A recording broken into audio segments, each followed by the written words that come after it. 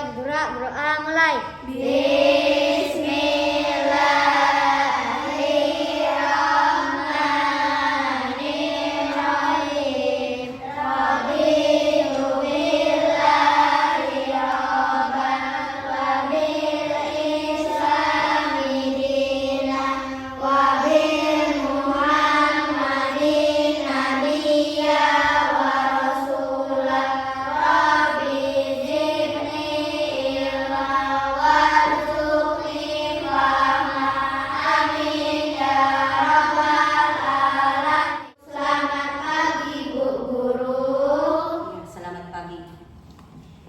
Apa kabar semuanya? Baik. Alhamdulillah ya. Walaupun kita masih dalam keadaan darurat seperti ini, tapi alhamdulillah kita masih diberi kesehatan sehingga kita bisa melaksanakan aktivitas seperti biasa. Hadir semua? Hadir. Apa ada teman kalian yang tidak hadir? Tidak. Hadir semua ya? Hadir. Alhamdulillah. Baiklah, hari ini kita akan belajar tentang hikmah sholat. Tujuan pembelajarannya yaitu pertama membiasakan melaksanakan sholat tepat waktu, kemudian menyebutkan hikmah sholat dengan benar, dan menjelaskan hikmah sholat dengan benar. Baiklah, lebih jelasnya mari kita buka buku teks halaman 59. Halaman 59. Sudah ketemu semua?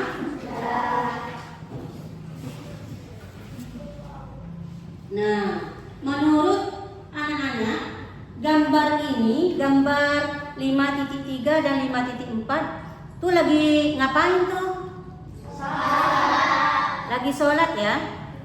Nah, baiklah sekarang coba diskusikan yang kelompok 1 gambar 5.3. Kemudian yang kelompok 2 gambar 5.4. Nah, silakan berdiskusi. Ibu beri waktu 5 menit. Silakan.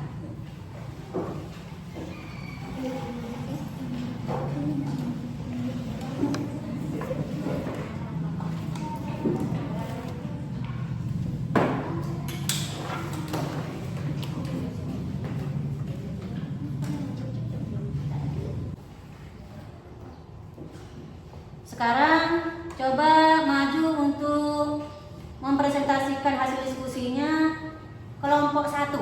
Silakan.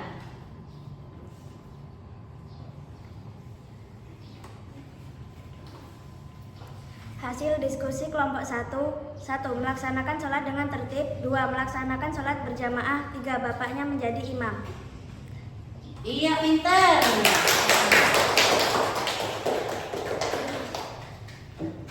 Kemudian kelompok 2, silakan.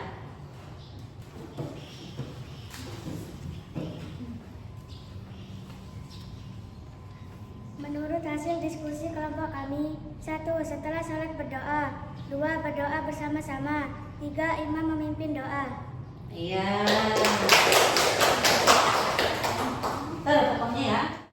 Kemudian sekarang apakah kalau di rumah kalian sholat sendirian atau sholat berjamaah? Berjamaah.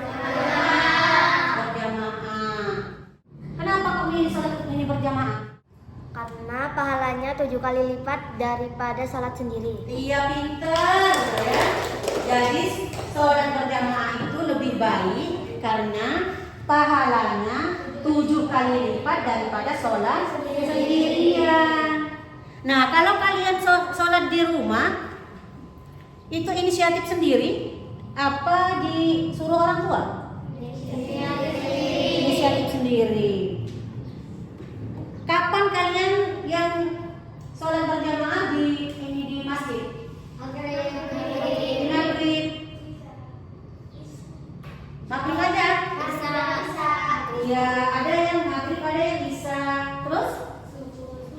Subuh juga. Pintar ya. Berarti kalian gak sholat karena inisiatif sendiri, gak harus didikte orang tua, ya, gak harus Hamka, udah sholat dulu kamu, gak perlu ya. Pokoknya kalau udah waktunya Udah Allahu Akbar di masjid. Ya udah kita beranjak sholat. Apapun pekerjaan kita, dimanapun kita harus bersiap-siap ya. Mandi dulu, bersih-bersih. Udah mandi, ganti pakaian, baru kita sholat. Gitu enggak kalau mau sholat? Mandi dulu? Mandi ya? Iya, karena syaratnya kan bersih, badan, pakaian. Ya kan? Jadi kalau kita enggak ini dulu, enggak ganti dulu pakaian kan enggak bersih. Jadi enggak sah ya, enggak diterima. Karena harus bersih tempat dan apa? Tempat dan badan kita harus bersih. Makanya kita harus mandi. Jelas ya? Jelas. Apa ada pertanyaan? Silakan. Udah cukup? Baik, kalau cukup kita lanjut. Nah, situ inti ibadah sholat. Sholat artinya doa. Doa itu artinya meminta, ya. Dan sholat itu diartikan pula sebagai serangkaian ucapan dengan gerakan tertentu yang diawali dengan takbiratul ihram dan diakhiri dengan salam. Nah, sholat dilaksanakan untuk membuktikan pengabdian diri kita kepada Allah Subhanahu wa Ta'ala. Nah, melaksanakan sholat berarti menyembah Allah Subhanahu wa Ta'ala, berdoa memohon ampunan dan bersyukur kepada Allah Subhanahu wa Ta'ala. Sholat merupakan ibadah yang diperhitungkan yang pertama kali setelah hari kiamat tiba. Sholat mencegah perbuatan keji dan munkar. Nah, di sini kalian sudah terbiasa melaksanakan sholat 5 waktu? Sudah ya? Coba sholat 5 waktu itu apa saja?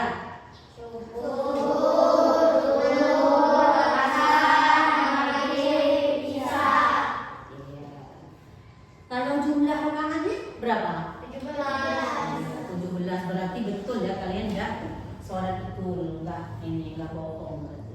Bagus lah, semoga kalian yang termasuk orang atau anak yang beruntung.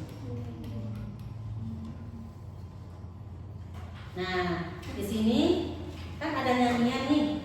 Kalau kata anak TK, kalau belajar sambil bernyanyi, mudah nyantel katanya kata anak TK. Nyantel, apa sih nyantel? Mudah diingat, ya. Jadi kalau kita belajar sambil bernyanyi itu mudah diingat. Yuk sama-sama. 1, 2, 3. Kalau kita sholat yang 5 waktu, biar tak terlambat, lakukan tepat waktu. Siapa yang sholat, berdua istirahat. Siapa tak sholat, pujilah di akhirat. Ayo kita sholat kewajibanku, melakukan sholat pengabdian diriku. Memohon ampunan dan selalu bertobat, pertama di lisan yaitu tentang sholat. Cukup ya? Cukup. Baik, kalau udah cukup, kita lanjut. Nah, di sini hikmah sholat. Hikmah sholat itu ada 10, ya. Pertama, selalu mengingat Allah Subhanahu wa Ta'ala. Selalu mengingat Allah Subhanahu wa Ta'ala. Yang itu tadi. Dalam keadaan apapun, bagaimanapun, baik senang ataupun susah, kita harus selalu ingat kepada Allah. Dan segala pekerjaan kita, apapun pekerjaan kita mulai dengan kalimat bismillah. Artinya kita ingat kepada Allah. Kita menulis umpamanya Bismillahirrahmanirrahim. Apa sih arti Bismillahirrahmanirrahim? Dengan menyebut nama Allah yang Maha Pengasih lagi Maha Penyayang. Begitu juga kalau kita mau keluar rumah. Kalau kita mau keluar rumah, apa doanya? Ya, paling enggak Bismillahirrahmanirrahim, dan dilanjutkan Bismillah tawakkaltu 'ala Allah, la haula wala quwata illa billah bil aliyyil azim. Tapi kalau enggak bisa Bismillahirrahmanirrahim juga udah cukup. Kemudian disiplin waktu. Itu salah satu hikmah sholat. Disiplin waktu. Artinya kita tuh harus punya jadwal dalam diri kita sendiri, ya. Harus kita punya jadwal. Umpamanya jam 4 saya harus bangun, membaca buku sebentar atau belajar sebentar. Setelah itu sholat subuh. Sudah sholat subuh, baru merapikan tempat tidur. Setelah itu keluar kamar udah rapi, jendela udah dibuka, baru ke dapur. Kalau yang perempuan ya, ke dapur. Biasa sih aktivitas perempuan, bantu-bantu apa gitu ya, bantu orang tua. Biasanya masak, atau cuci-cuci, atau nyapu, atau masih ada adik, ngomong. Pokoknya apa yang kita bisa, itu kita kerjakan untuk bantu orang tua. Kemudian hidup bersih. Hidup bersih. Jadi hidup bersih itu terutama kita membersihkan diri kita dulu. Ya, kalau mandi pakai sabun, pakai sampo, kukunya sekali seminggu dipotong, rambutnya juga kalau yang laki-laki paling enggak 2 bulan sekali dicukur, bersih-bersih ya. Kemudian udah bersih diri, bersih dulu tempat tinggal, di dalamnya dulu. Sawang-sawang seperti ini, sawang ada. Nah, sawang dibuang dulu. Udah itu nyapu lantainya, udah itu bersihkan kacanya atau jendelanya. Udah selesai di dalam, baru disapu. Sampahnya dibakar kalau udah kering, ya. Jadi sampahnya dikumpul, kalau udah kering dibakar. Sampahnya juga jangan ditaruh di tempat tetangga, ya. Taruh di tempat kita, ya. Nah, kemudian bersikap rendah hati.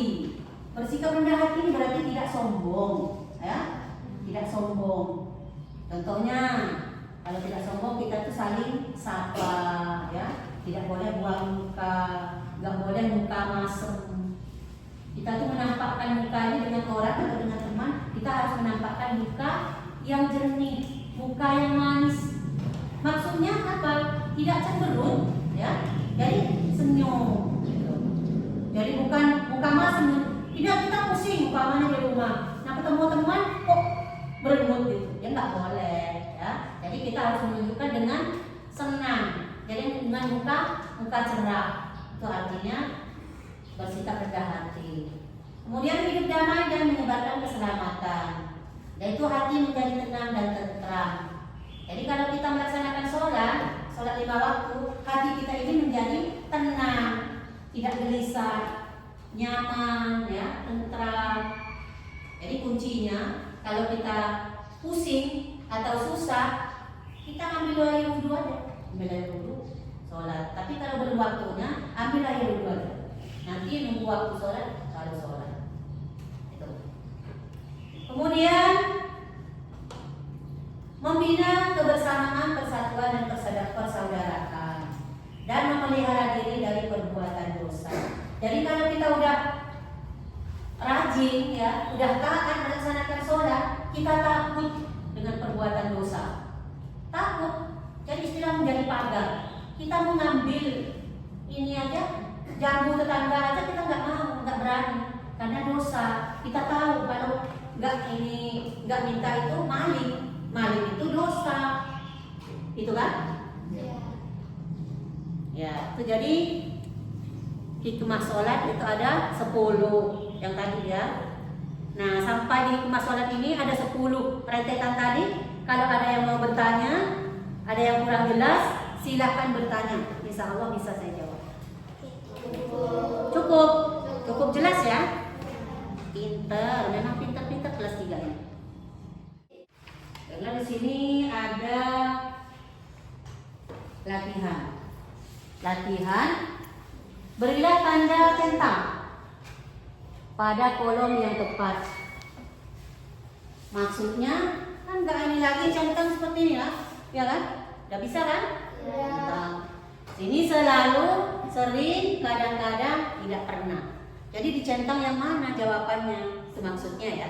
Paham ya? Nah, sekarang nomor 1. Aku berusaha melakukan sholat tepat waktu. Selalu. Kemudian nomor 2, rajin sholat menjadikan diriku hidup bersih. Selalu. Nomor 3, sholat menjadikan hidupku lebih teratur.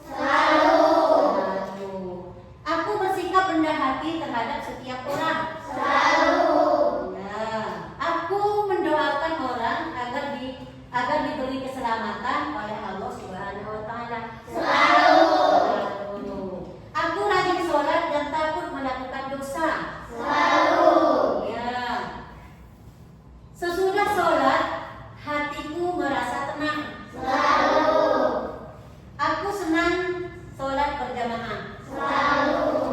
Aku senang, aku banyak mengingat Allah Subhanahu wa taala. Selalu. Dengan sholat aku dapat mendekatkan diri kepada Allah Subhanahu wa taala. Selalu. Pintar ya. Jadi udah bagus semua selalu. Pokoknya jadi anak yang beruntung lah.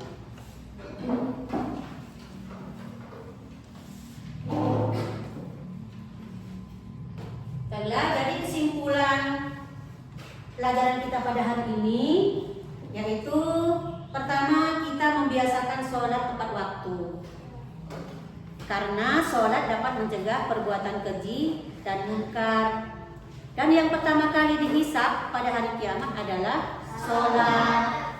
Nah, orang yang rajin sholat selalu takut melakukan dosa, ya. Itu kesimpulannya pelajaran kita pada hari ini. Nah, sekarang ada tugas.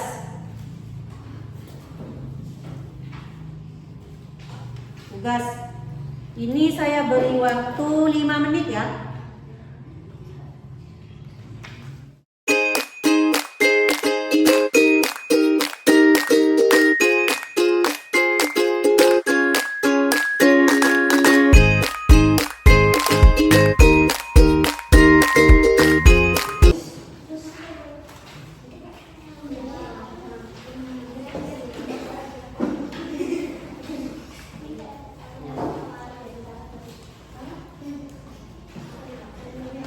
Nah, semua ya?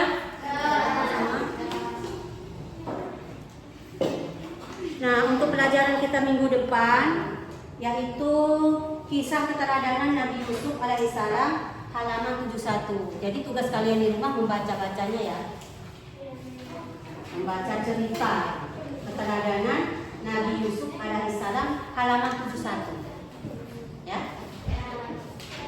Baiklah anak-anak, karena ini waktunya sudah habis, maka untuk pelajaran kita pada hari ini kita cukupkan sampai di sini dulu. Mudah-mudahan bermanfaat bagi kita semua. Amin.